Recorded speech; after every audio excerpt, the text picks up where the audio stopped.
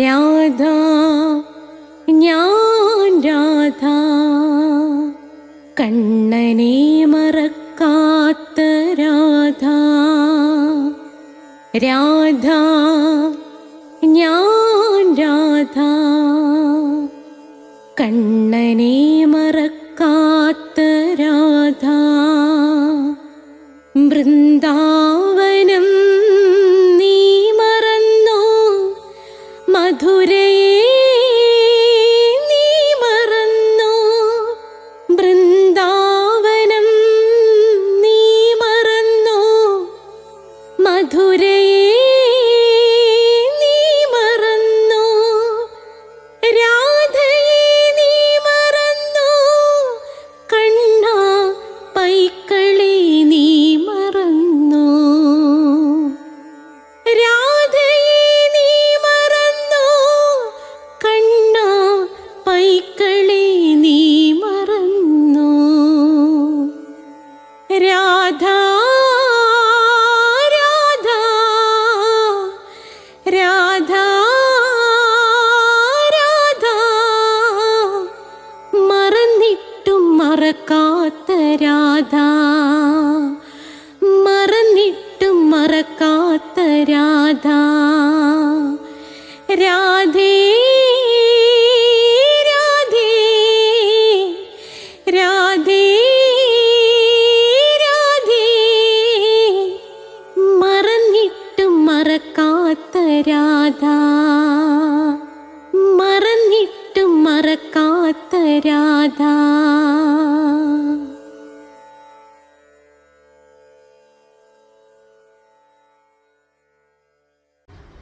രാധേ രാധേ ഓ രാധേ രാധേ രാധേ രാധേ ഓ രാധേ രാധേ. രാധേ രാധേ എന്ന ചാനലിലേക്ക് സ്വാഗതം. നമുക്ക് എല്ലാ തിങ്കളാഴ്ചയും 3 മണിയാകുമ്പോൾ നാരായണീയം കിട്ടിയിരിക്കും. ചൊവ്വാഴ്ച 12 മണിയാകുമ്പോൾ രാധയുടെ പ്രണയം കിട്ടിയിരിക്കും.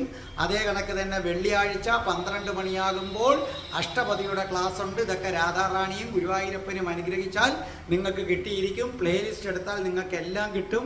അതേ കണക്ക് സ്പോക്കൺ ഇംഗ്ലീഷിൻ്റെ ക്ലാസ് ഉണ്ട്. പിന്നെ കഠിന കൃഷ്ണഭക്തനായ ഞാൻ എങ്ങനെ രാധാഭക്തനായതെന്നുള്ള ക്ലാസ് ഉണ്ട്. അപ്പോൾ ഞാൻ അധികം നീട്ടുന്നില്ല, വീഡിയോയ്ക്ക് ദൈർഘ്യമുള്ളത് കൊണ്ട് നമുക്ക് തുടങ്ങാം. ഓം രാധായേ സ്വാഹ. രാധേ രാധേ ഓ രാധേ രാധേ രാധേ രാധേ ഓ രാധേ രാധേ രാധേ രാധേ ഓ രാധേ രാധേ രാധേ രാധേ ഓ രാധേ രാധേ രാധേ രാധേ ഓ രാധേ രാധേ രാധേ രാധേ ഓ രാധേ രാധേ. ബർസാനെ വാരി രാധാറാണി കീ ജയ്. നമ്മുടെ മാതാവ് രാധാറാണി കീ ജയ്. നമുക്ക് സർവ്വ ഐശ്വര്യങ്ങളും വാരി കോരി തന്ന് നമ്മുടെ സർവ്വ പാപങ്ങളിൽ നിന്നും മോചിപ്പിച്ച് സർവ്വ രോഗങ്ങളിൽ നിന്നും മോചിപ്പിക്കുന്ന രാധാറാണി അമ്മ കീ ജയ്. ഇവിടെ എനിക്ക് നാരായണീയം വായിച്ചു തുടങ്ങിയതിൽ പിന്നെ അസുഖങ്ങൾ മാറിയിട്ടുണ്ട് എന്ന് പറഞ്ഞ് നിരവധി പേര് മെസ്സേജ് അയക്കുകയാണ്. ഇതാ ഇന്ന് ആദ്യമായിട്ട് ഞാൻ ശ്രീകലയ്ക്ക് കഠിനമായ നടുവേദനയായിരുന്നു. നാരായണീയം വായിച്ചതോടുകൂടി അത് മാറിക്കിട്ടി. ശ്രീകല അയച്ചു തന്ന മെസ്സേജ് ഞാൻ നിങ്ങൾക്ക് വീഡിയോ ആക്കി ഇട്ടിട്ടുണ്ട്. അത് കേൾക്കുക. അത് കഴിഞ്ഞാൽ ഉടൻ തന്നെ ഇന്നത്തെ നാരായണീയം നമ്മുടെ പ്രിയപ്പെട്ട കല ടീച്ചർ ചൊല്ലിത്തരുന്നതാണ്. അപ്പം നാരായണീയത്തിൻ്റെ ഒന്നാമത്തെ അത്ഭുതം ശ്രീകലയുടെ നടുവേദന മാറിയത്. പലപ്പോഴും പിന്നെ എന്താ പറയേണ്ടത്, നിങ്ങൾ ഡോക്ടറെ അടുത്ത് പോകണം, അത് വേറൊരു കാര്യം. അതിനോടൊപ്പം തന്നെ ഡോക്ടർ തന്നെ പ്രയാസം എന്ന് പറയുന്ന കാര്യം നാരായണീയത്തിലൂടെ മാറിയ തൻ്റെ അനുഭവം ശ്രീകല വിവരിക്കുന്നത് കേട്ടുള്ളൂ നിങ്ങൾ. എൻ്റെ പേര് ശ്രീകല എന്നാണ്. എടക്കരയാണ് വീട്. എനിക്ക് ശക്തമായ ബാക്ക് പെയിൻ ഉണ്ടായിരുന്നു. ഞാനൊരു നാരായണീയം ബുക്ക് വാങ്ങി. നാരായണീയം സംസ്കൃതമാണ്, മലയാളത്തിലുള്ളതാണ് വാങ്ങിയത്. ഭഗവാനോട് മലയാളത്തിലുള്ളത് വായിക്കുന്നതുകൊണ്ട് എന്നോടൊന്നും തോന്നരുതേ എന്ന് പറഞ്ഞുകൊണ്ടാണ് ഭഗവാന് മുന്നിൽ അത് വായിച്ച് സമർപ്പിച്ചത്. അതിനുശേഷം പിന്നീട് അങ്ങനെയൊരു വേദന എനിക്ക് വന്നിട്ടില്ല. നമ്രാണാം സന്നിധത്സേ സതതമപി പുരസ്തൈരഭ്യർത്ഥിതാനപ്യർത്ഥാൻ കാമാനജസ്രം വിതരസി പരമാനന്ദസാന്ദ്രാംഗതിഞ്ച इत्थं निःशेषलभ्यो निरवधिकफलः पारिजातो हरे त्वं क्षुद्रं तं शक्रवाडी ध्रुममभिलषति व्यर्थमर्तिव्रजोऽयम्.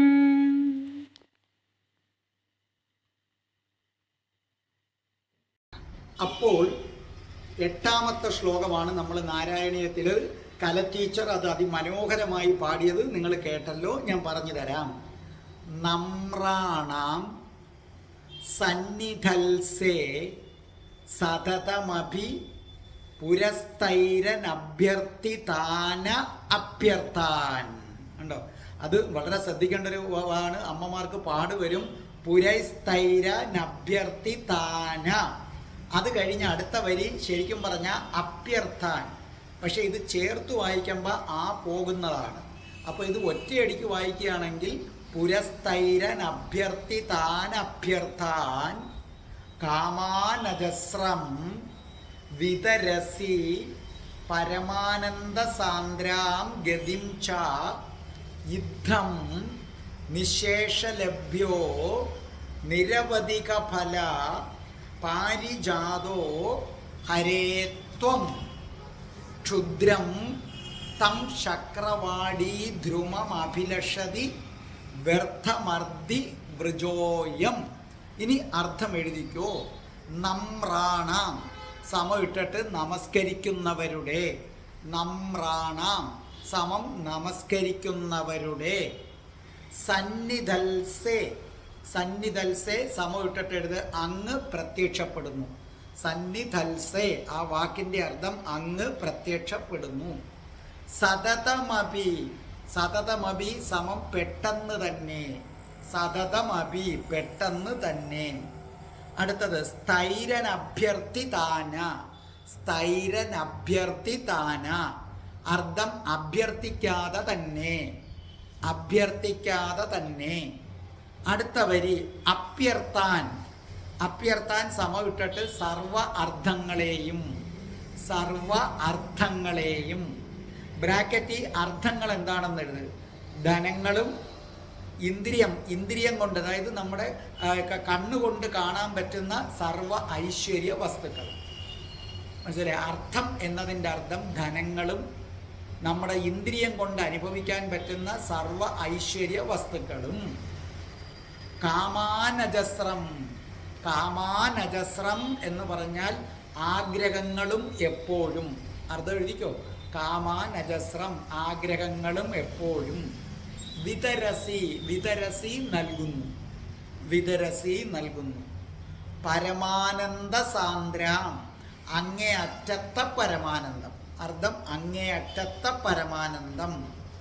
ഗതിം ച ഗതിയെയും, ഗതി എന്ന് പറഞ്ഞാൽ മാർഗം, വഴി, മനസ്സിലല്ലേ? പോക്ക് എന്നൊക്കെയാണ് അർത്ഥം.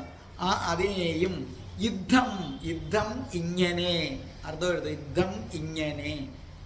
നിശേഷലഭ്യോ നിശേഷലഭ്യോ എഴുതിക്കോ. എല്ലാവർക്കും ലഭിക്കുന്നു, എല്ലാവർക്കും ലഭിക്കുന്നു. നിരവധിക ഫല നിരവധിക ഫല അർത്ഥം എഴുത്. അനന്തമായ അതിരുകളില്ലാത്ത ഫലങ്ങൾ, അനന്തമായ കോമ അതിരുകളില്ലാത്ത ഫലങ്ങൾ. പാരിജാതോ അർത്ഥം ഇന്ദ്രൻ്റെ തോട്ടത്തിലെ പാരിജാത വൃക്ഷം. ഹരേത്വം സമവിട്ടിട്ട് അല്ലയോ വിഷ്ണു ഭഗവാനെ, ഹരേത്വം അല്ലയോ വിഷ്ണു ഭഗവാനെ നിന്തിരുവടിയുടെ, അല്ലയോ വിഷ്ണു ഭഗവാനെ നിന്തിരുവടി എന്ന് പറഞ്ഞാൽ ബഹുമാന സൂചകമായി ഭഗവാന്റെ ശരീരത്തെക്കുറിച്ച് പറയുന്നതാണ്. അത്രയേ ഉള്ളൂ. അടുത്തത് ക്ഷുദ്രം തം അർത്ഥം ക്ഷുദ്രം തം നിസ്സാരമായ, നിസ്സാരമായ. ശക്രവാടീ ധ്രുമം ശക്രവാടീ ധ്രുമം ഇന്ദ്രൻ്റെ തോട്ടത്തിലെ കൽപ്പവൃക്ഷം, ഇന്ദ്രൻ്റെ തോട്ടത്തിലെ കൽപ്പവൃക്ഷം. അഭിലഷതി അഭിലഷതി ആഗ്രഹിക്കുന്നു, അഭിലഷതി ആഗ്രഹിക്കുന്നു. വ്യർത്ഥം വ്യർത്ഥം വെറുതെ, വെറുതെ. മർദ്ധി അർദ്ധി അപേക്ഷിക്കുന്നവരുടെ, അപേക്ഷിക്കുന്നവരുടെ. വ്രജോയം വ്രജോയം കൂട്ടം, അപ്പോൾ ഈ പറഞ്ഞിരിക്കുന്ന വരികളുടെ അർത്ഥം ഞാൻ മൊത്തത്തിലൊന്ന് സാമട്ടിന് പറഞ്ഞു തന്നിട്ട് നമുക്ക് ഓരോ വരിയും എടുത്ത് എക്സ്പ്ലെയിൻ ചെയ്യാം. ഇതിൽ പറഞ്ഞിരിക്കുന്നത് ഇത്രയേ ഉള്ളൂ. അല്ലയോ വിഷ്ണു ഭഗവാനെ, അങ്ങയുടെ കാൽക്കൽ ആരാണോ നമസ്കരിക്കുന്നത് ആ ഭക്തന്മാരുടെ മുന്നിൽ അങ്ങ് പ്രത്യക്ഷപ്പെടുന്നു. എന്നിട്ട് ഒന്നും ആവശ്യപ്പെടാതെ തന്നെ അവർക്ക് ധനങ്ങളും സർവ്വ ഐശ്വര്യങ്ങളും അങ്ങ് കൊടുക്കുന്നു. കൂടാതെ പരമാനന്ദവും നൽകുന്നു. അല്ലയോ ഭഗവാനെ, അവിടുന്ന് അതിരുകളില്ലാതെ ഫലങ്ങൾ നൽകുന്ന കൽപ്പവൃക്ഷമാകുന്നു. എന്നിട്ടും ആളുകൾ ഇന്ദ്രന്റെ തോട്ടത്തിലെ പാരിജാതം വേണമെന്ന് ആഗ്രഹിക്കുന്നത് കഷ്ടം തന്നെ. ഇതാണ് ഈ 4 വരികളുടെയും അർത്ഥം. അത് ഓരോ വരിയായിട്ടെടുത്ത് പഠിച്ചാലേ നമുക്ക് നല്ലതുപോലെ മനസ്സിലാകൂ. അപ്പം നമുക്ക് ഓരോ വരിയായിട്ടെടുത്ത് നമുക്ക് പഠിക്കാൻ തുടങ്ങാം.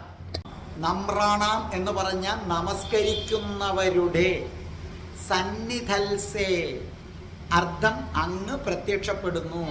അപ്പം നമ്രാണാം സന്നിധൽസേ, ആരാണോ നമസ്കരിക്കുന്നത് അവരുടെ മുന്നിൽ ഭഗവാൻ ശ്രീകൃഷ്ണൻ പ്രത്യക്ഷപ്പെടുന്നു.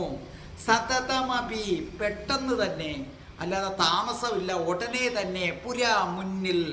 സ്ഥൈരനഭ്യർത്ഥിതാന, സ്ഥൈരം അഭ്യർത്ഥിതാന, ആവശ്യപ്പെടാതെ തന്നെ, അവരഭ്യർത്ഥിക്കാതെ തന്നെ. അപ്പോൾ ഒന്നാമത്തെ വരി പറയുന്നത് ഭഗവാൻ ശ്രീകൃഷ്ണനെ ആരാണോ ഹൃദയത്തിൽ തട്ടി പ്രാർത്ഥിച്ച് നമസ്കരിക്കുന്നത്, ഹൃദയത്തിൽ തട്ടി പ്രാർത്ഥിച്ച് നമസ്കരിക്കുന്നത് അവരുടെ മുന്നിൽ ഭഗവാൻ പ്രത്യക്ഷപ്പെടും. എന്നിട്ട് അവരാവശ്യപ്പെടാതെ തന്നെ ഭഗവാൻ ആവശ്യമുള്ളതെല്ലാം, അവരാഗ്രഹിക്കുന്നതെല്ലാം വാരിക്കോരി അങ്ങ് കൊടുക്കുമെന്ന് ഞാൻ മുമ്പ് പറഞ്ഞിട്ടുണ്ട്. ഭഗവാൻ ശ്രീകൃഷ്ണൻ അർജുനനോട് ഉറപ്പിച്ചു പറയുന്നുണ്ട്, അല്ലയോ അർജുന, കാമുകന് കാമുകിയെ കാണാത്ത വണ്ണം മനസ്സ് നീറും, അതുപോലെ കാമുകിക്ക് കാമുകനെ കാണാത്ത വണ്ണം മനസ്സ് നീറും. അങ്ങനെ ഏതൊരുവൻ്റെ ഹൃദയമാണോ, അല്ലെങ്കിൽ ഏതൊരു സ്ത്രീയുടെ ഹൃദയമാണോ എന്നെ കാണാത്തത് കൊണ്ട് നീറുന്നത്, കാമുകിയെ കാണാത്തപ്പം കാമുകൻ്റെ മനസ്സ് നീറും, കാമുകനെ കാണാത്തപ്പം കാമുകിയുടെ മനസ്സ് നീറും.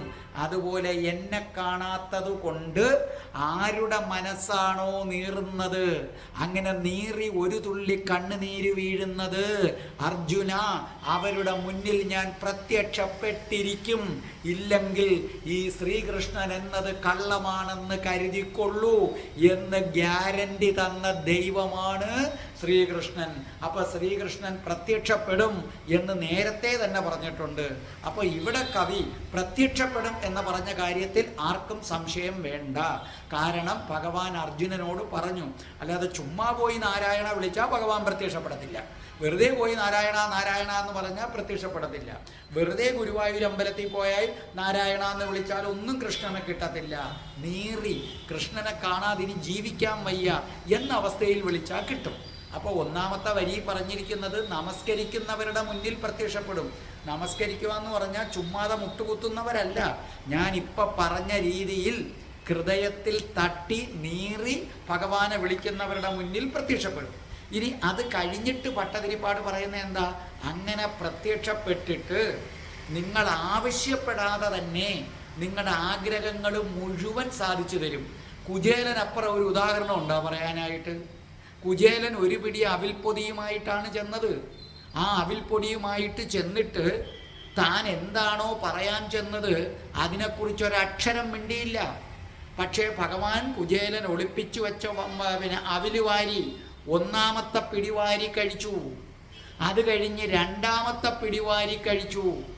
മൂന്നാമത്തെ പിടിവാരിയപ്പൻ രുക്മിണി ദേവി കയ്യിൽ പിടിച്ചിട്ട് ചോദിച്ചു, ഞാനിനി എവിടെ പോകും? ഒന്നാമത്തെ പിടിയിൽ തന്നെ എന്ത് ചെയ്തു? കുചേലന് സർവ്വ ഐശ്വര്യങ്ങളും കിട്ടിക്കഴിഞ്ഞു.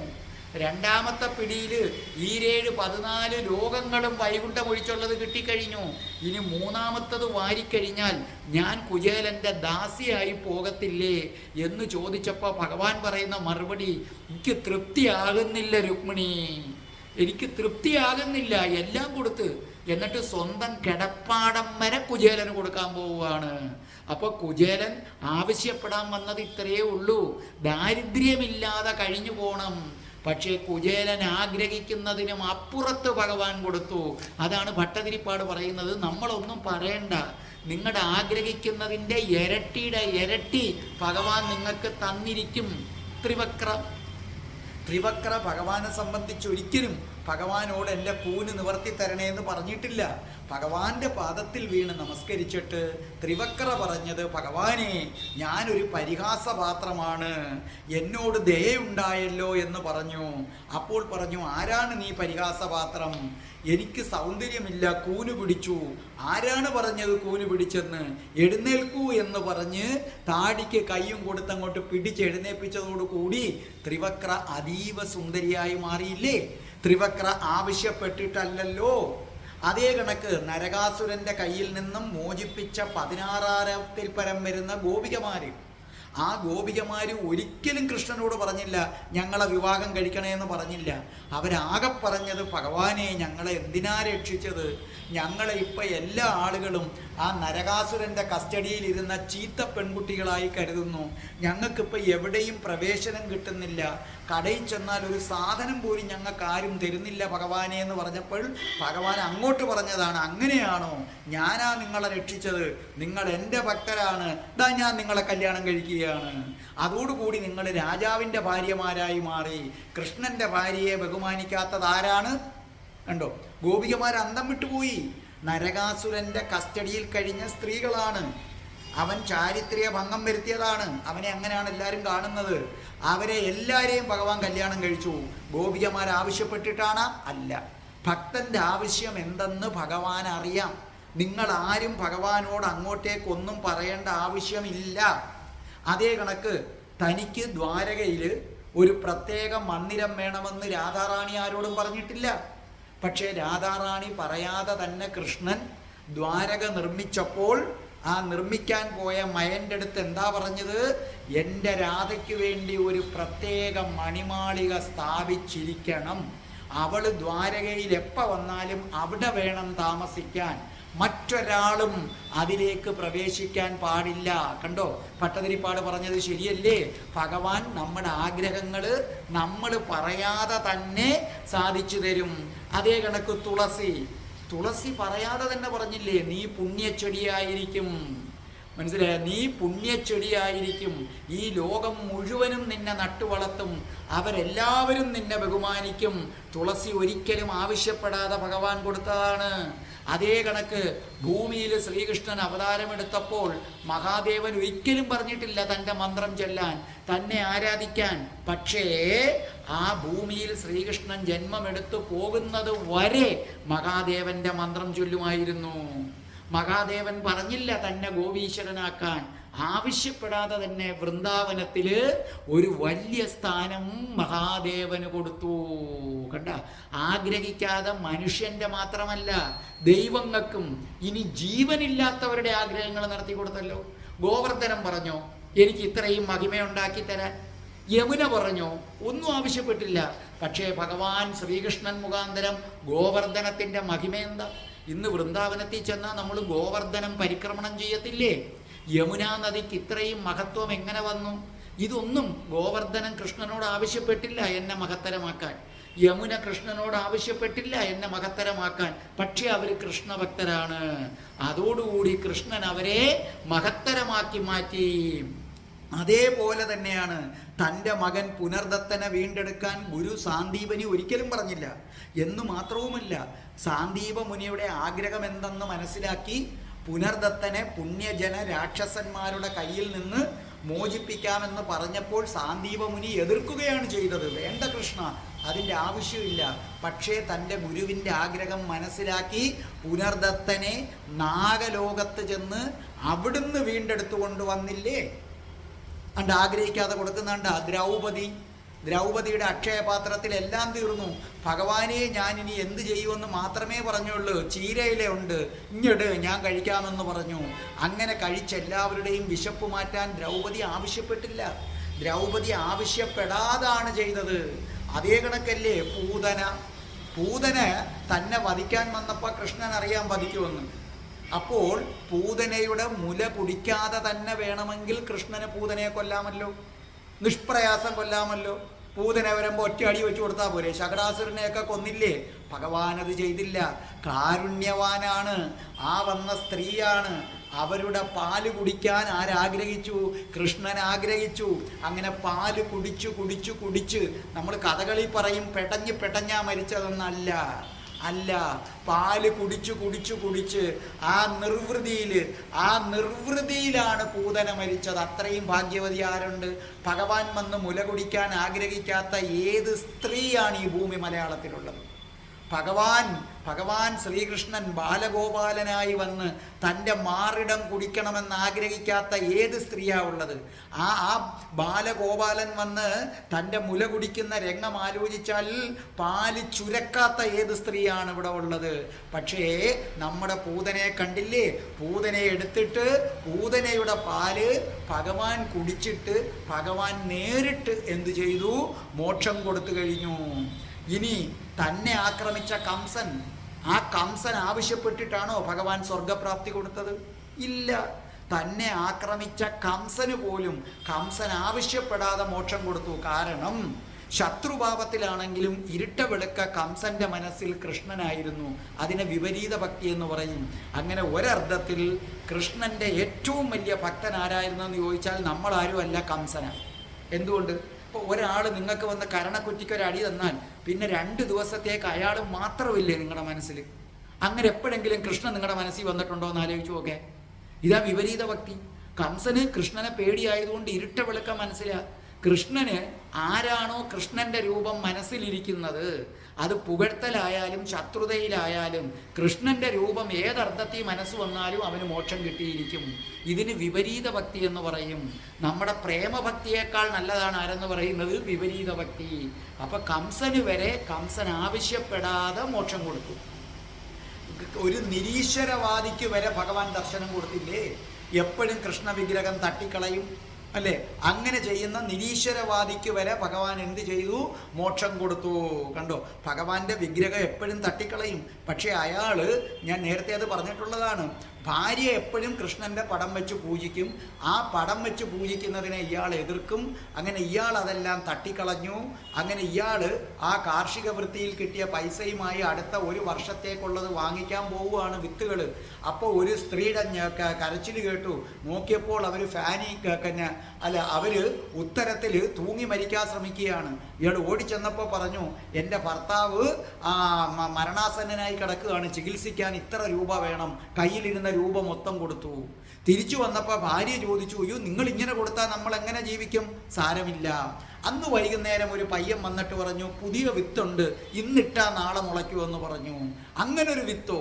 അപ്പോൾ ആ പയ്യൻ കൊടുത്തു. നോക്കിയിട്ട് പൈസ തന്നാൽ മതി. ആ വിത്ത് മുളച്ചു. ഇഷ്ടം പോലെ പൈസ കിട്ടി. പതുക്കെ പതുക്കെ ആ പയ്യനുമായിട്ട് അങ്ങ് അടുക്കുകയാണ്. ഈ പയ്യനെ കാണാൻ എപ്പം ഭാര്യ വന്നാലും ആ സമയത്ത് പയ്യൻ കാണില്ല. ഒടുവിൽ അത് കൃഷ്ണനാണെന്ന് മനസ്സിലാകുന്നു. അപ്പോൾ ഇയാൾ ചോദിക്കുന്നു, അയ്യോ ഞാൻ അങ്ങയെ നിന്ദിച്ചിട്ടല്ലേ ഉള്ളൂ, ഒരു നിരീശ്വരവാദിയായ എൻ്റെ മുമ്പിൽ വന്നു, ഈശ്വര വിശ്വാസിയായ എൻ്റെ ഭാര്യയുടെ അടുത്ത് ചെന്നില്ലല്ലോ എന്ന് പറഞ്ഞപ്പോൾ കൃഷ്ണൻ പറഞ്ഞു, പുകഴ്ത്തലിൽ വീഴാൻ ഞാൻ മണ്ടനല്ല, കർമ്മങ്ങൾ നോക്കിയാണ് ഞാൻ ഭക്തനെ നിശ്ചയിക്കുന്നത്. നീ കണ്ടില്ലേ, ഒന്നും ചിന്തിക്കാതെ നിന്റെ കയ്യിലിരുന്നത് മുഴുവൻ കൊടുത്തു, അതോടെ നീ എൻ്റെ ഭക്തനായി കഴിഞ്ഞു. അവൾ എന്നെ പൂജിക്കുമ്പോഴും മനസ്സിലാഗ്രഹമുണ്ട്. അങ്ങനെ നിരീശ്വരവാദിക്ക് വരെ ദർശനം കൊടുത്ത ആളാണ് ഭഗവാൻ. അങ്ങോട്ട് ചോദിക്കാതെ എന്തിനാണ് അധികം പറയുന്നത്? പുഴുവായ കൃമിയായ ഭഗവാന്റെ ഭക്തന്മാരിൽ ഒരു ക്യൂ നിന്നാൽ ഏറ്റവും പിന്നി നിൽക്കേണ്ടി വരുന്ന ഈ എളിയവനായ എനിക്ക് ഗുരുവായൂർ ശ്രീലകത്തുനിന്ന് ഒരു നാരായണീയവുമായി ഓടി വന്ന ആ ട്രെയിനിൽ തന്നില്ലേ? ഒരു സ്ത്രീയുടെ കയ്യിൽ അല്ലെങ്കിൽ കൊടുത്തവരെ വിട്ടില്ലേ? ഇങ്ങേ അറ്റത്ത് ഭഗവാന്റെ ഭക്തന്മാർ ക്യൂ നിന്നാൽ അതിൽ ഏറ്റവും അവസാനം നിൽക്കേണ്ടി വരുന്ന ഈ എളിയവനായ എനിക്ക് പോലും ഭഗവാൻ നാരായണീയം കൊടുത്തു വിട്ടില്ലേ? അപ്പോൾ ഭട്ടതിരിപ്പാട് പറയുന്നത് ശരിയല്ലേ?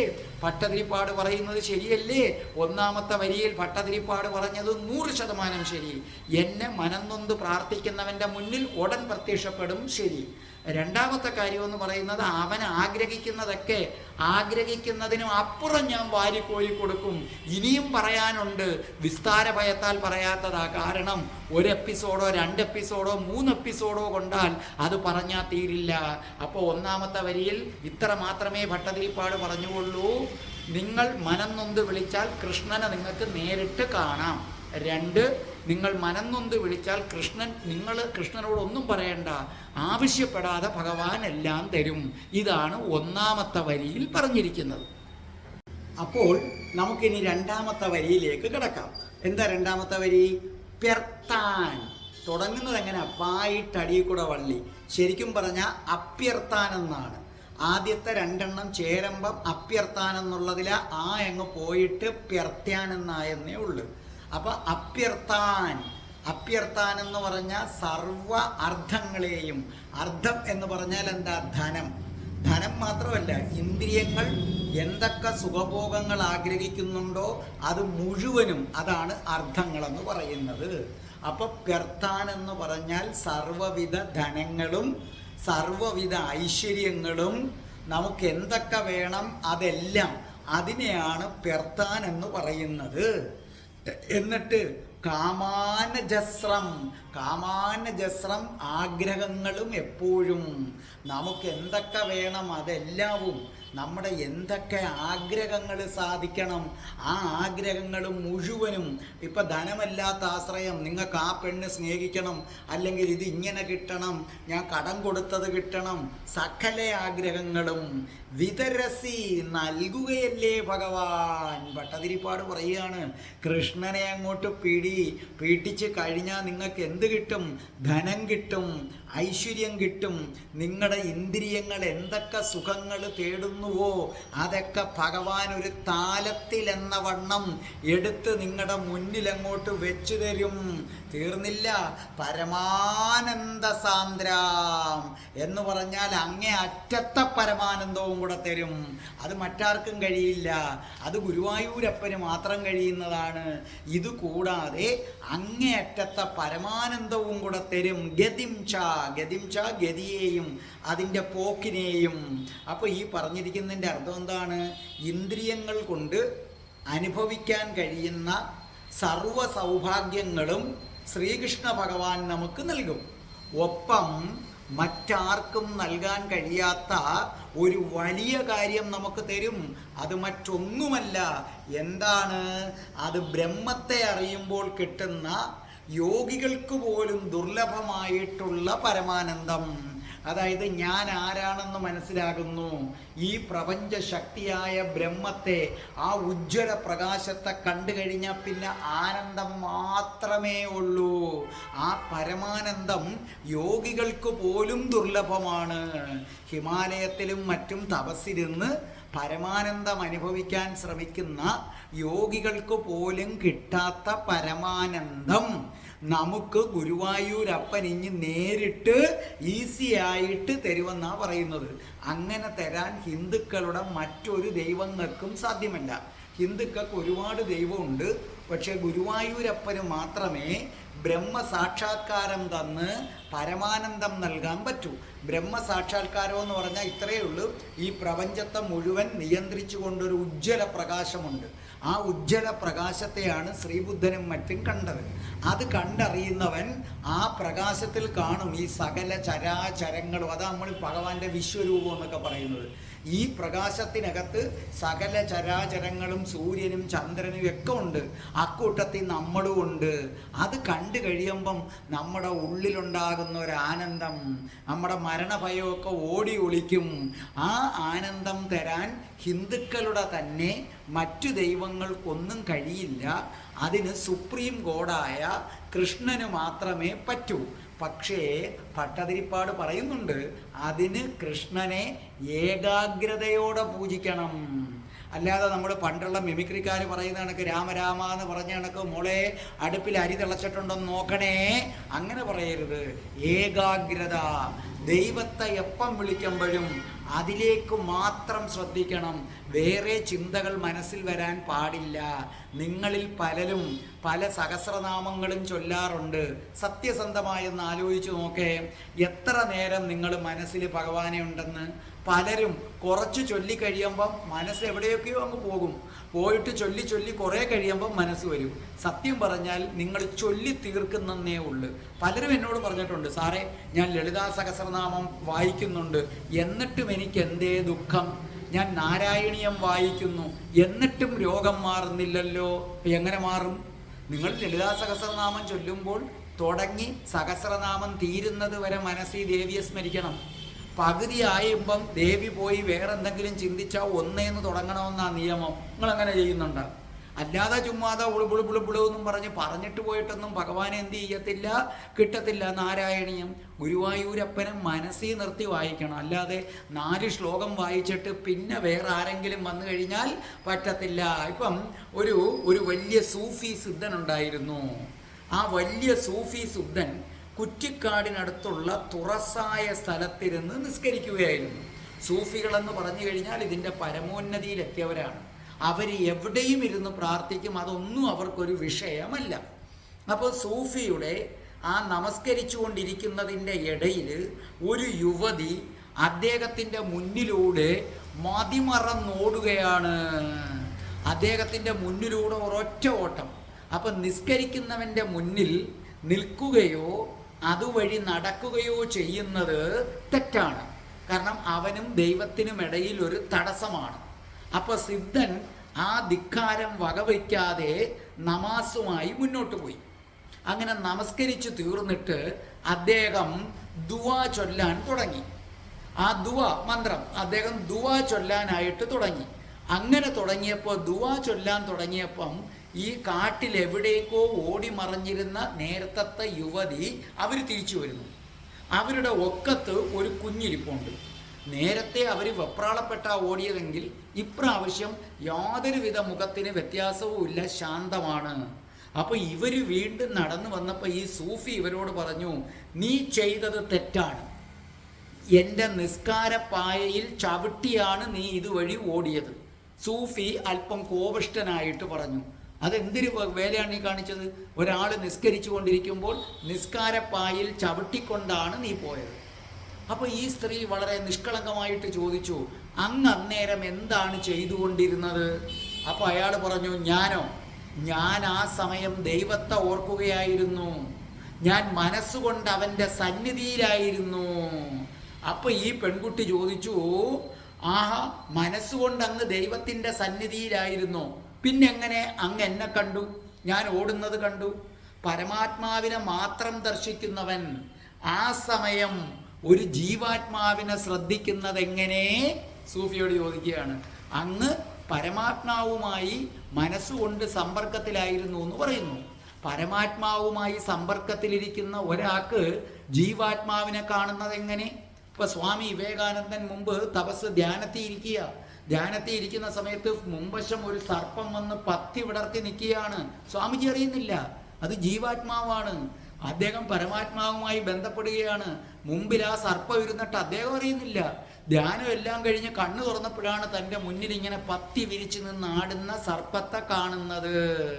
അപ്പോൾ ഈ സൂഫി സിദ്ധന് മറുപടി ഇല്ലാതായിപ്പോയി. അദ്ദേഹം അവളെ ശപിക്കാനിരുന്നതാണ്. അപ്പോൾ ആ യുവതി പറഞ്ഞു, നോക്കൂ, ഞാനേ ആടുകളെ മേയ്ക്കുമ്പോൾ വഴി തെറ്റിയാലത്തെ എൻ്റെ കുഞ്ഞ്, മനസ്സിലായില്ലേ, ഞാൻ ആടുകളെ മേയ്ക്കുമ്പോൾ വഴി തെറ്റി അലഞ്ഞു പോയ എൻ്റെ കുഞ്ഞിൻ്റെ കരച്ചിൽ ഞാൻ അപ്പുറത്തെ സൈഡിൽ നിന്ന് കേട്ടു. അപ്പം ഞാൻ വിചാരിച്ചു ഏതോ ചെന്നായ്ക്കളെങ്ങാനും വന്നിട്ടുണ്ട്, അത് കണ്ട് ഭയന്നിട്ടാണ് എൻ്റെ കുഞ്ഞ് വിളിക്കുന്നതെന്ന് വിചാരിച്ചു. അപ്പം എൻ്റെ കുഞ്ഞിനെ ചെന്നായി കടിച്ചു കീറും എന്ന് വിചാരിച്ചുകൊണ്ട് ഞാൻ ഭയന്നോടുകയായിരുന്നു. അപ്പം എൻ്റെ മനസ്സിൽ ആ സമയത്ത് എൻ്റെ കുഞ്ഞല്ലാതെ വേറെ ആരുമില്ലായിരുന്നു. അതുകൊണ്ട് ഞാൻ അങ്ങേ കണ്ടില്ല. പക്ഷേ ഈശ്വരസ്മരണ മാത്രം ഉണ്ടായിരിക്കേണ്ട അങ്ങ് ഇതുവരെയും എന്നെക്കുറിച്ച് ചിന്തിച്ചുകൊണ്ടിരിക്കുകയാണ്. ഇതെങ്ങനെ വരും? അങ്ങ് ഏകാഗ്രതയോടുകൂടി ഭജിക്കൂ. കണ്ടില്ലേ, എൻ്റെ കുഞ്ഞിൻ്റെ നിലവിളി കേട്ടപ്പോൾ ഞാൻ ഒന്നും കാണുന്നില്ല, എൻ്റെ മനസ്സിൽ കുഞ്ഞു മാത്രം. അപ്പോൾ അങ്ങ് ഈശ്വരനുമായി സംവദിക്കുമ്പോൾ അങ്ങയുടെ മുമ്പിൽ കൂടെ, അങ്ങ് യഥാർത്ഥത്തിൽ ഈശ്വരനുമായി സംവദിക്കുകയായിരുന്നെങ്കിൽ അങ്ങയുടെ മുമ്പിലൂടെ ഇങ്ങനൊരു യുവതി പോയത് ആരറിയത്തില്ല, അങ്ങ് അറിയത്തതേ ഇല്ലായിരുന്നു. അതുകൊണ്ട് ഏകാഗ്രത വേണമെന്ന് പറഞ്ഞു. അദ്ദേഹം ഒന്നും മിണ്ടിയില്ല. കാരണം അദ്ദേഹം മനസ്സുകൊണ്ട് വിചാരിച്ചു, ഇവളും എൻ്റെ ഗുരുവായി കഴിഞ്ഞു, തനിക്ക് പുതിയ കാര്യങ്ങൾ പറഞ്ഞു തരുന്നത്. ഇതൊരു സൂഫി കഥയാണ്, മനസ്സിലായോ? അപ്പോൾ ഇതുപോലെ നിങ്ങൾ ആരെ ഭജിക്കണം? ഗുരുവായൂരപ്പനെ ഭജിക്കണം. വെടി പൊട്ടിച്ചാൽ പോലും അറിയില്ല. ഗുരുവായൂരപ്പനെ ഇങ്ങനെ നാരായണ, ഓം നമോ നാരായണ, ഓം നമോ നാരായണ അങ്ങനെ ജപിച്ചുകൊണ്ടിരിക്കുമ്പോൾ പിന്നെ നിങ്ങളുടെ ചെവിയിൽ വേറൊരു ശബ്ദവും കേൾക്കരുത്, നിങ്ങളുടെ ഹൃദയത്തിലേക്ക് വേറൊന്നും കടന്നു വരരുത്.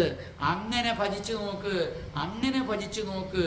അങ്ങനെ ഭജിച്ചു നോക്കിക്കഴിഞ്ഞാൽ സാക്ഷാൽ ഗുരുവായൂരപ്പൻ യോഗികൾക്ക് പോലും ദുർലഭമായ പരമാനന്ദ രസം വരെ നിങ്ങൾക്ക് തരുമെന്നാണ് രണ്ടാമത്തെ വരിയിൽ പറഞ്ഞു വച്ചിരിക്കുന്നത്. ഇനി നമുക്ക് മൂന്നാമത്തെ വരിയിലേക്ക് കിടക്കാം. യുദ്ധം ഇങ്ങനെ നിശേഷ ലഭ്യോ, എല്ലാവർക്കും ലഭിക്കുന്നു. നിശേഷ എല്ലാവർക്കും, ലഭ്യോ ഇങ്ങനെ എല്ലാവർക്കും ലഭിക്കുന്നു. എന്ത് ലഭിക്കുന്നു? നിരവധിക ഫല. നിരവധിക ഫല എന്ന് പറഞ്ഞാൽ അതിരുകളില്ലാത്ത ഫലം, ഏതാഗ്രഹവും സാധിച്ചു തരുന്ന ഫലം. അപ്പം അതിരുകളില്ലാത്ത ഫലം ഇങ്ങനെ കൊടുക്കുന്നതും പാരിജാതോ. പാരിജാതോ എന്ന് പറഞ്ഞാൽ ഇന്ദ്രൻ്റെ തോട്ടത്തിലെ പാരിജാത വൃക്ഷം.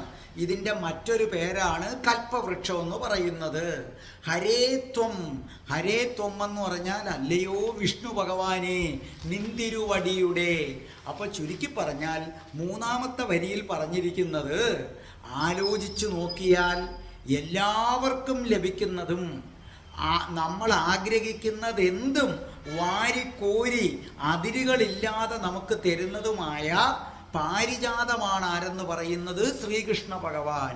ആ ശ്രീകൃഷ്ണ ഭഗവാനാണ് യഥാർത്ഥ പാരിജാതം, യഥാർത്ഥ കൽപ്പവൃക്ഷം. ഇന്ദ്രൻ്റെ അവിടെ നിൽക്കുന്ന പാരിജാതം വ്യാജമാണെന്നാണ് ഭട്ടതിരിപ്പാട് പറയുന്നത്. മനസ്സിലായ?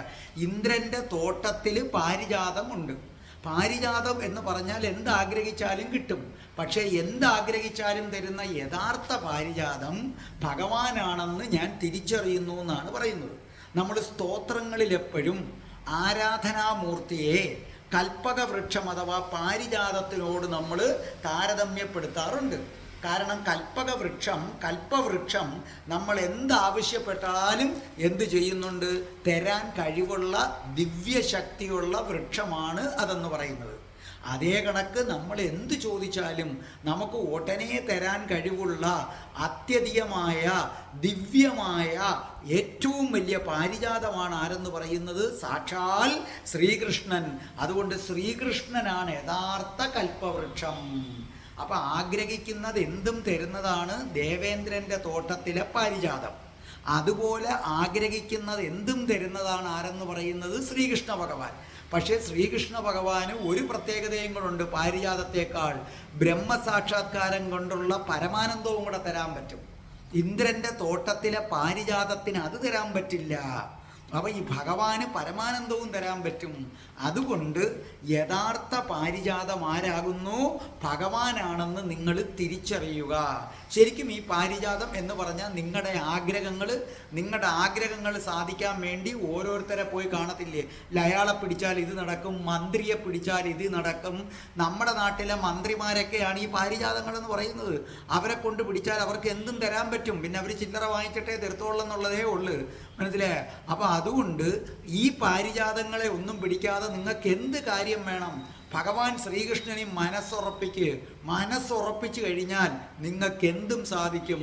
കൃഷ്ണനെ മനസ്സിൽ വിചാരിച്ചിട്ട് പോയി മന്ത്രിയോ തന്ത്രിയോ ആരെയോ നടന്നിരിക്കുമെന്നാണ് പറയുന്നത്. അപ്പോൾ ക്രിസ്തുവിനും 1500 വർഷങ്ങൾക്ക് മുമ്പ് ഒരു വലിയ സിദ്ധൻ ജീവിച്ചിരുന്നു. അദ്ദേഹം പരിപൂർണ നഗ്നനായിരുന്നു.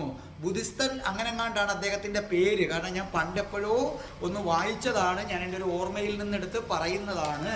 അപ്പോൾ ഈ സിദ്ധനെ സംബന്ധിച്ചിടത്തോളം ഈ സിദ്ധൻ ഇങ്ങനെ പത്മാസനത്തിൽ ഒരേ ഇരിപ്പാണ്. അദ്ദേഹം എങ്ങോട്ടെങ്കിലും പോകുന്നത് ആരും കണ്ടിട്ടില്ല. പക്ഷേ അദ്ദേഹം ആഗ്രഹിക്കുന്ന സമയത്ത് അദ്ദേഹത്തിൻ്റെ മുന്നിൽ ഭക്ഷണങ്ങൾ ആരെങ്കിലും കൊണ്ട് വെച്ചു കൊടുക്കുന്നത് കാണാം. അപ്പോൾ ഇത് കണ്ടിട്ട് മറ്റൊരു യോഗി അദ്ദേഹത്തിനോട് ചോദിച്ചു, അല്ല, നിങ്ങളിവിടെ നിന്ന് ഒരിക്കലും എഴുന്നേൽക്കുന്നത് കണ്ടിട്ടില്ല, പക്ഷേ നിങ്ങൾക്ക് കൃത്യസമയത്ത് ആഹാരങ്ങളെല്ലാം കിട്ടുന്നുണ്ടല്ലോ.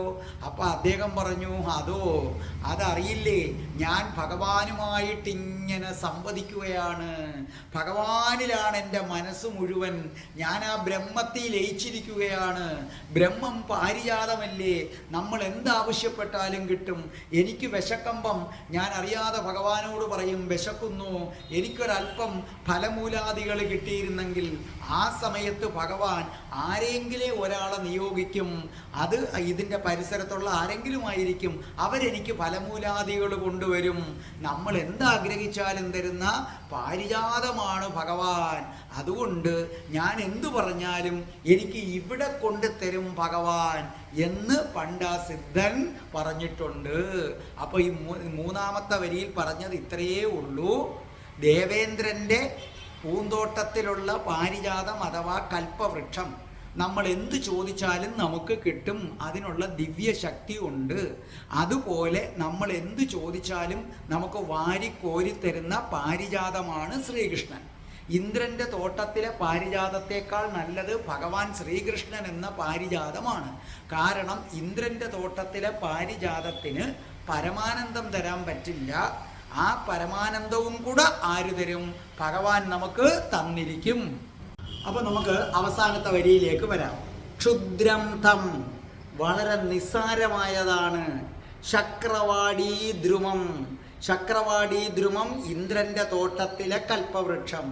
ഇന്ദ്രൻ്റെ തോട്ടത്തിലെ പാരിജാതം അഥവാ കൽപ്പവൃക്ഷം ഇവിടുത്തെ മനുഷ്യർക്ക് വലുതായി തോന്നും, പക്ഷേ ഭട്ടതിരിപ്പാട് പറയുന്നത് അത് നിസ്സാരമാണ്.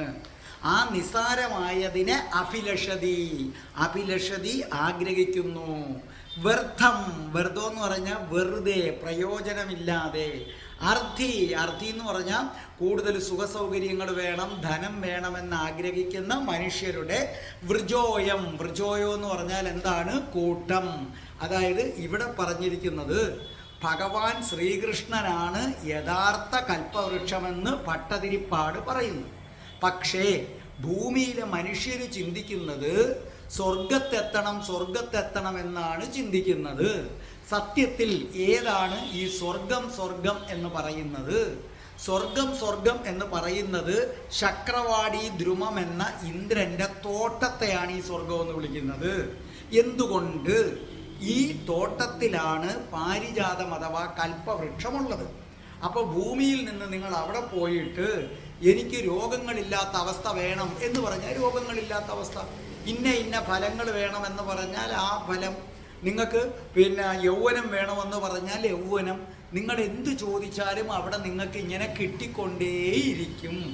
അതുകൊണ്ടാണ് അതിനെ സ്വർഗം എന്ന പേര് വിളിക്കുന്നത്. അപ്പോൾ സത്യത്തിൽ പാരിജാതം എന്ന പുഷ്പം എവിടെയുണ്ടോ അല്ലെങ്കിൽ കൽപ്പവൃക്ഷം എവിടെയുണ്ടോ അവിടെയാണ് സ്വർഗം. നല്ലപോലെ മനസ്സിലായില്ലേ? പാരിജാതം എന്ന വൃക്ഷം എവിടെയുണ്ടോ അല്ലെങ്കിൽ കൽപ്പവൃക്ഷം എവിടെയുണ്ടോ, രണ്ടും ഒന്നാണ്. അതിനെയാണ് യഥാർത്ഥത്തിൽ സ്വർഗമെന്ന് വിളിക്കുന്നത്. പക്ഷേ ഇന്ദ്രൻ്റെ പാരിജാതം വളരെ ക്ഷുദ്രമാണെന്നാണ് മേൽപ്പത്തൂര് പറയുന്നത്.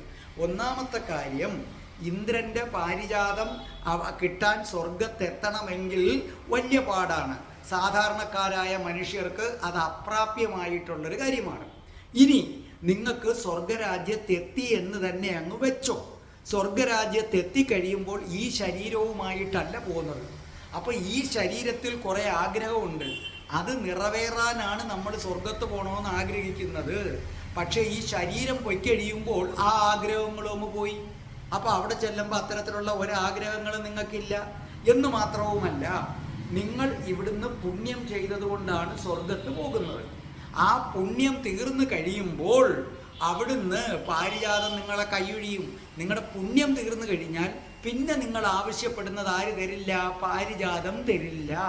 അപ്പോൾ വീണ്ടും ജന്മമെടുക്കാൻ ഭൂമിയിലേക്ക് വരേണ്ടി വരും. ഇതെത്രയോ നിസ്സാരമാണ്. അതേസമയം എന്ന് മാത്രവുമല്ല, നമ്മൾ പലപ്പോഴും ഈ അല്പമാത്രമായ ദേവേന്ദ്രൻ്റെ പാരിജാതത്തെ ആശ്രയിച്ചാൽ പല പല കുഴപ്പങ്ങളിൽ ചെന്ന് ചാടേണ്ടതായിട്ടും വരും. ഇപ്പോൾ ഒരിടത്തൊരു സന്യാസി ഉണ്ടായിരുന്നു. ഈ സന്യാസിയുടെ കയ്യിൽ ഒരു പാത്രം ഉണ്ടായിരുന്നു. ഈ പാത്രത്തിനോട് എന്താവശ്യപ്പെട്ടാലും കിട്ടും. പക്ഷെ ആ മനുഷ്യൻ ആ വിശക്കുമ്പോൾ മാത്രം ഒരു ആഹാരം ആവശ്യപ്പെടും, അത്രയേ ഉള്ളൂ. അതുവഴി ഒരു ധനികൻ വന്നു. ആ ധനികൻ വന്നപ്പോൾ എന്താവശ്യപ്പെട്ടാലും കിട്ടുന്ന ഇത് കിട്ടും, നിങ്ങൾക്ക് ഞാൻ എന്ത് വേണമെങ്കിലും തരാം. സന്യാസി പറഞ്ഞു, എനിക്കൊന്നും വേണ്ട, എന്നാ നീ കൊണ്ടുപോകൊള്ളാൻ പറഞ്ഞു. ഇയാളിത് കൊണ്ടുപോയിട്ട് ഒരു മരത്തിൻ്റെ ചുവട്ടിൽ ഇങ്ങനെ ഇരുന്ന് അല്പം വിശ്രമിക്കാൻ. അപ്പോൾ ഇയാൾ പറഞ്ഞു, ഓ, ഇവിടെ ഒന്നൊരു കൊട്ടാരം ഉണ്ടായിരുന്നെങ്കിൽ. ഉടനെ കൊട്ടാരം വന്നു. ഇയാൾക്ക് അത്ഭുതമായി. ഇയാൾ പറഞ്ഞു, ഓ, അങ്ങനെയാണെങ്കിൽ ഇവിടെ പരിചരിക്കാൻ കുറേ സ്ത്രീകളുണ്ടായിരുന്നെങ്കിൽ. ഉടനെ പരിചരിക്കാൻ സ്ത്രീകൾ വന്നു. ഓ, എനിക്കൊരു വിഭവസമൃദ്ധമായ ആഹാരം കിട്ടിയിരുന്നെങ്കിൽ. കിട്ടി. ആഹാരമൊക്കെ കഴിച്ചപ്പം, ഓ, ഉറങ്ങാൻ ഒരു കട്ടിലും പട്ടുമെത്തയും ഉണ്ടായിരുന്നെങ്കിൽ. ഉടനെ കിട്ടി. അവിടെ ചെന്ന് കിടന്നപ്പോൾ കാണാം മേളിലിങ്ങനെ ഒരു വ്യാളിയുടെ ഇരുമ്പിലത്തെ രൂപം. അപ്പോൾ ഇയാൾക്ക് ഉള്ളിലൊരു ഭയം.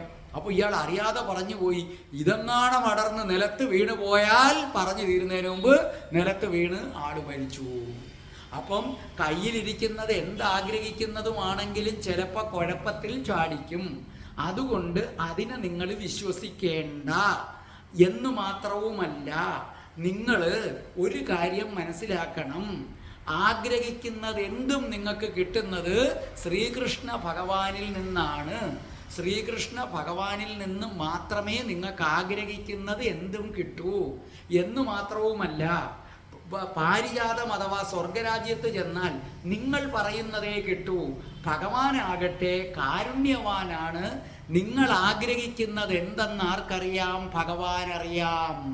അതുകൊണ്ട് ഭഗവാൻ നിങ്ങൾക്ക് ആവശ്യമുള്ള കാര്യങ്ങൾ തരും എന്ന് മാത്രവുമല്ല, ഈ ലോകത്താരും തരാത്ത ഒരു കാര്യവും കൂടെ നിങ്ങൾക്ക് തരും, പരമമായ മോക്ഷം. എന്ന് പറഞ്ഞു കഴിഞ്ഞാൽ പുണ്യം തീരുമ്പോൾ തിരിച്ചു വരുന്ന സ്വർഗത്തെ പോലെ അല്ലെന്ന്.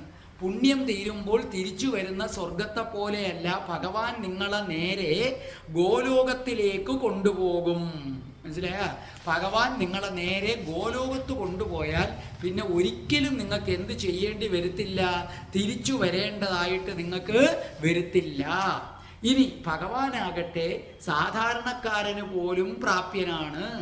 അപ്പൊ സാക്ഷാൽ ശ്രീകൃഷ്ണ ഭഗവാനെ ആരാണോ മനസ്സിൽ തട്ടി പ്രാർത്ഥിക്കുന്നത്, അവൻ്റെ മുന്നിൽ ഭഗവാൻ വന്ന് അവൻ്റെ എല്ലാ ആഗ്രഹങ്ങളും സാധിച്ചു കൊടുത്ത് അവന് സർവ്വ ഐശ്വര്യങ്ങളും കൊടുത്തിട്ട് പരമമായ മോക്ഷം, അതായത് ഇത്രയേ ഉള്ളൂ മോക്ഷം എന്ന് പറഞ്ഞാൽ ഗോലോകം. ആ ഗോലോകത്ത് എത്തണമെങ്കിൽ രാധാജിയും കൂടെ കനിയണം. അതുകൊണ്ടാണ് ഞാൻ കൃഷ്ണഭക്തരുടെ അടുത്ത് പറയുന്നത്, നിങ്ങൾ രാധാജിയെ പിടി. കൃഷ്ണനെ മാത്രം പിടിച്ചാൽ നിങ്ങൾ സ്വർഗത്തെത്തിയിട്ട് തിരിച്ചു താഴെ വരും. അപ്പോൾ ഭഗവാൻ നിങ്ങളെ എങ്ങോട്ടേക്ക് കൊണ്ടുപോകും? ഗോലോകത്തേക്ക് കൊണ്ടുപോകും. പിന്നെ ഒരിക്കലും വേണ്ട. അപ്പം അങ്ങനെയുള്ള ഭഗവാനെ നിങ്ങൾക്ക് എവിടുന്ന് പ്രാപിക്കാൻ പറ്റും? ആഗ്രഹിച്ചാൽ ഉടനെ മുന്നിൽ വരുന്ന ആ ഭഗവാൻ ഗുരുവായൂർ അമ്പലത്തിൽ നിപ്പുണ്ട്. ഗുരുവായൂർ അമ്പലത്തിലെ ശ്രീകൃഷ്ണനാണ്. നമ്മുടെ പല പല അമ്പലങ്ങളിലും ശ്രീകൃഷ്ണനുണ്ട്, അതല്ല. ഗുരുവായൂർ അമ്പലത്തിൽ ആള് വേറെയാണ്. ഗുരുവായൂർ അമ്പലത്തിൽ ഇരിക്കുന്ന ശ്രീകൃഷ്ണന്റെ മുന്നിൽ ചെന്ന് നിങ്ങൾ പ്രാർത്ഥിച്ചാൽ നിങ്ങൾക്ക് സർവ്വ ഐശ്വര്യങ്ങളും കിട്ടി ഒടുവിൽ നിങ്ങളെ ഗോലോകത്തും കൊണ്ടുപോകും. അതുകൊണ്ട് യഥാർത്ഥ പാരിജാതം ഭഗവാനാണെന്നും പാരിജാതമുള്ള സ്ഥലത്തെ സ്വർഗമെന്ന് വിളിക്കുമെങ്കിൽ ഭൂമിയിൽ ഒരേ ഒരു സ്വർഗമേ ഉള്ളൂ, അത് ഗുരുവായൂർ അമ്പലമാണ്. മനസ്സിലായ? ഗുരുവായൂർ അമ്പലമാണ് യഥാർത്ഥ സ്വർഗം. കാരണം അവിടെയാണ് പാരിജാതമുള്ളത്. ആ പാരിജാതം നിങ്ങൾക്ക് പെട്ടെന്ന് പ്രാപിക്കാൻ പറ്റും. നിങ്ങളെ ഒരിക്കലും കൈയൊഴിയത്തില്ല. പക്ഷെ ഒരേ ഒരു കാര്യം ഗുരുവായൂരപ്പനെ കിട്ടണമെങ്കിൽ നിങ്ങൾ സറണ്ടർ ആകണം. ഗുരുവായൂരപ്പൻ്റെ മുന്നിൽ തോക്കണം, പറയണം, ഗുരുവായൂരപ്പ, ഈ ജീവിതം ഞാൻ തന്നെത്താനെ പലതും നേടാൻ ശ്രമിച്ചു. ജോലി നേടാൻ ശ്രമിച്ചു, സ്നേഹം നേടാൻ ശ്രമിച്ചു, ഭാര്യയെ നേടാൻ ശ്രമിച്ചു, മക്കളെ നേടാൻ ശ്രമിച്ചു. പക്ഷേ എല്ലായിടത്തുനിന്നും തിരിച്ചടിയാണ്. ഞാനായിട്ട് ഈ ജീവിതം ഞാൻ പല രീതിയിൽ നോക്കി തോറ്റുപോയി ഭഗവാനെ. തോറ്റുപോയി ഭഗവാനെ എന്ന് ഭഗവാന്റെ മുന്നിൽ നിങ്ങൾ തോൽവി സമ്മതിക്കണം. അതുകൊണ്ടാണ് ഇതൊക്കെ കണ്ടറിഞ്ഞ് എഴുതിയിട്ടുള്ള ആളാണ് രമേശൻ നായരെ പോലെ ഇത്രയും സൂപ്പറായിട്ട് ഭഗവാന്റെ ചൈതന്യം കണ്ടറിഞ്ഞ് എഴുതിയിട്ടുള്ള ഒരാളില്ല.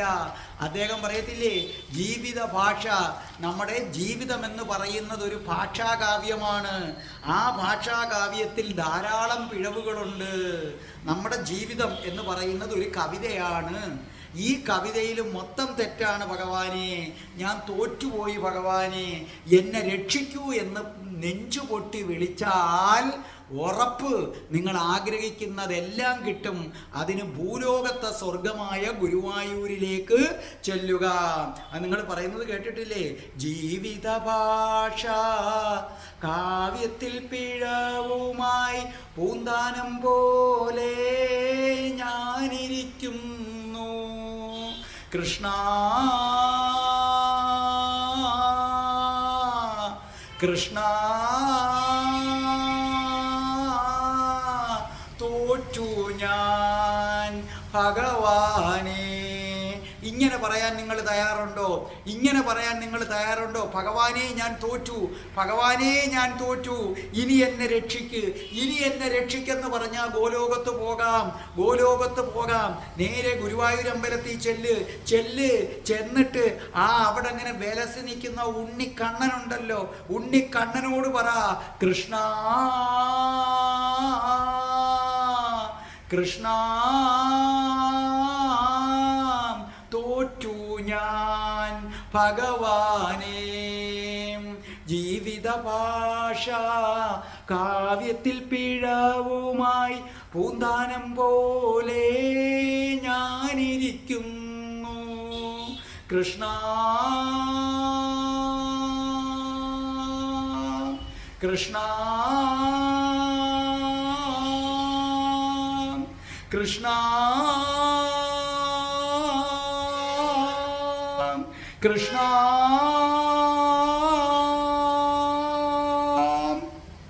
രാധേ രാധേ ഓ രാധേ രാധേ രാധേ രാധേ ഓ രാധേ രാധേ രാധേ രാധേ ഓ രാധേ രാധേ രാധേ രാധേ ഓ രാധേ രാധേ രാധേ രാധേ ഓ രാധേ രാധേ രാധേ രാധേ ഓ രാധേ രാധേ. ഓം ശ്രീം ഹ്രീം ക്ലീം ഐം രാം രാസേശ്വരി രാധികായേ സ്വാഹ.